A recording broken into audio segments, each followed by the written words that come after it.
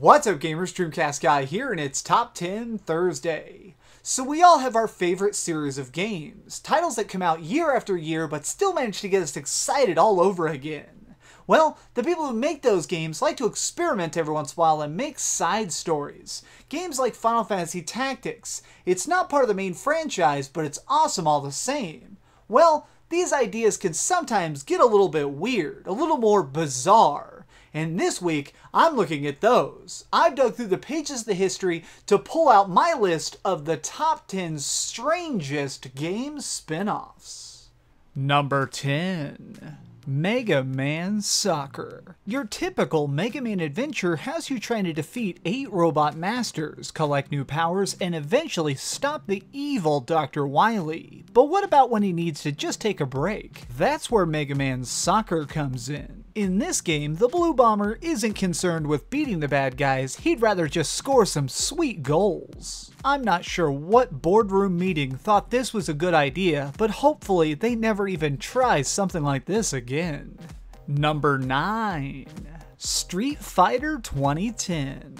One of the earliest big-time fighting games was Street Fighter. It was so revolutionary, it helped make the fighting genre what it is today, which is why it was a little bit weird when they decided to make a game about a cyborg cop. In the distant future of 2010, Ken has left behind the Street Fighter tournaments, and now sets his sight on bringing justice across the galaxy. Street Fighter 2010 looks more like Contra than an actual Street Fighter game, and now Capcom just kind of pretends it never really happened. Number 8. Command & Conquer Renegade. Growing up, I was fascinated by the Command & Conquer games. Each one has you strategically building up armies to try and stop insane tyrants. Well, in Renegade, you can forget about all that nonsense because this is a first-person shooter.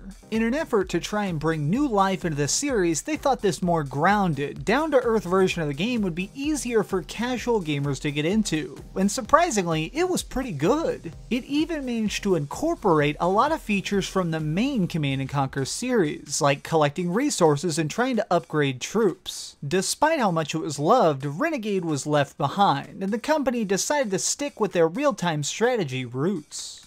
Number 7. Hotel Mario. Nintendo has had Mario do some strange things over the years. He's been a plumber, a race car driver, a basketball player, even a helpless baby. But in his most bizarre adventure, he's filling the role of a hotel tour guide. In this rather odd spin-off, Mario needs to go from place to place and check all these different hotels, looking for Princess Peach. The only way to find her is to shut all the doors on every level. Nothing about this game really makes sense, because this is one of the few Mario games not made directly by Nintendo. Instead, it was made by a company called Philips Interactive. They managed to get the rights to make CD-based Mario games on their console, and this is the best they could come up with. Number 6. Guilty Gear 2 Overture. When you first see the name of this game, you're expecting it to be a direct sequel to the original Guilty Gear. I mean, the name is Guilty Gear 2. Instead, gamers were stunned to find that Overture plays more like Dynasty Warriors than the typical 2D fighter they're used to. The gameplay focuses on your player running around a battlefield, trying to capture an objective and overpower an enemy force, eventually defeating the enemy leader. I respect when a game designer wants to try something new, even radically new, but this game, well, this is just a confusing mess. Number 5. Battles of Prince of Persia. If you're a lover of 3D platformers, chances are you've played one of the amazing Prince of Persia games. They're a gorgeous blend of combat, puzzles, and time travel, which is why it was a little bit strange when they decided to throw all that out of the window and make this game. What you're seeing here is the actual gameplay. Battles of Prince of Persia is a turn-based tactics game based in the same universe. It came out on the Nintendo DS, so you use the bottom screen to move your units and the top screen to watch the world's most boring action unfold. Upon release, it got extremely bad reviews, and Ubisoft killed the idea of any follow-ups. Number 4. Silent Hill Book of Memories. This series has long been considered one of the kings of survival horror. Silent Hill brings about an all-new style of fear, something that's deep and psychological, making you feel alone and afraid. Konami looked at their long-standing franchise and decided, hey, you know what would be really great? Multiplayer. This PlayStation Vita spin-off actually plays more like Diablo than the Silent Hill you may have known. It's a dungeon crawler where you and your friends can have a delightful little skip through the gates of hell. Other than a couple monsters here and there, you wouldn't even tell that this is supposed to be a Silent Hill game. Number 3.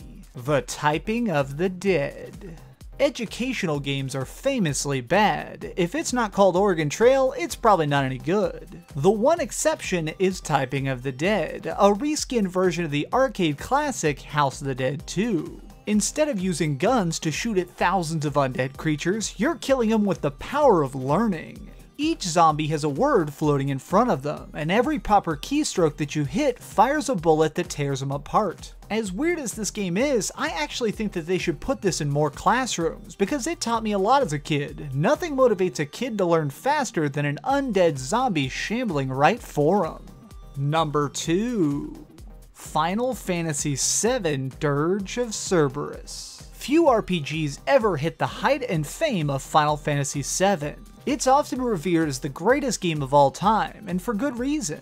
Because of this, when Square Enix announced that they were going to be doing a side game that followed up on the plot, people were losing their minds. The story focused on Vincent, a vampire with a score to settle, but the most drastic change wasn't to the characters, it was to the gameplay. This game plays like an over-the-shoulder shooter, similar in style to Resident Evil 4. Jumping straight from a turn-based JRPG into a shooter game is just such a weird change that I don't understand at all. Number 1. Metal Gear Acid. The master of sneaking, Solid Snake is about to take on his toughest mission ever, with a deck of cards. Metal Gear Acid is probably unlike anything you've ever seen before. At its roots, it plays a lot like Final Fantasy Tactics, with one major difference. All actions are taken by using cards. You have a card to shoot, a card to move, a card to heal, and so on. Each turn you draw more cards and use them to navigate around the area. It's an interesting idea that frankly can be frustrating at times. What's even more baffling though is the fact that this game got a sequel, Metal Gear Acid 2, which upped the crazy ante by even adding in an insane color palette. This game is pretty much a fancy experiment about how freaking weird a game can get, and because of that it wins my award as the strangest spin-off in gaming. Did your favorite game not make the list? Got an idea for a future top 10? Leave it in the comments down below. I wanted to extend a giant special thank you to all the people on the Facebook page and on Twitter who helped me with ideas. Your inspiration really makes these videos all the better, so thank you, thank you, thank you. If this is your first time watching, please subscribe, like this video, share it with your friends, but do me the biggest favor of all and keep dreaming.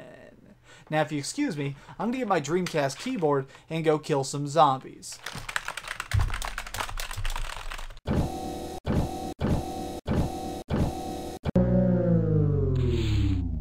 Thanks so much for watching. If you liked this video, maybe check out my last video. Please subscribe, and if you want, share this somewhere with your friends.